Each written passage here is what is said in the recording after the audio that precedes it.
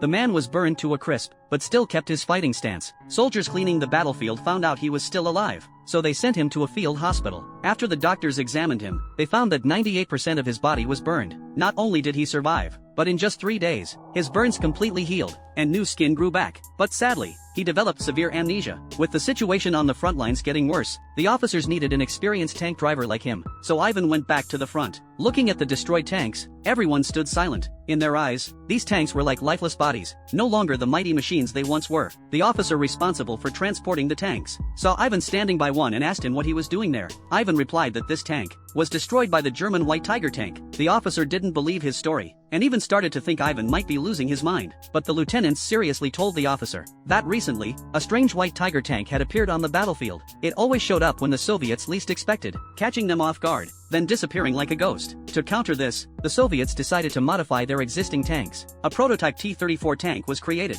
It had thicker armor, a larger caliber gun, and even upgrades to the engine and tracks. 3 of the best soldiers were assigned to operate this new tank. Looking at the small, skinny trio, the officer decided to test their skills, ordering them to destroy a distant barn with 2 shots. The gunner just quickly eyeballed the distance, and calculated it to be 640 meters. The 3 tankers jumped into the vehicle, and after reaching the target, they aimed, loaded, and fired, all in one smooth motion. The whole process took less than 10 seconds. The officer was very impressed. But soon, news came from the front lines. The White Tiger tank had appeared again.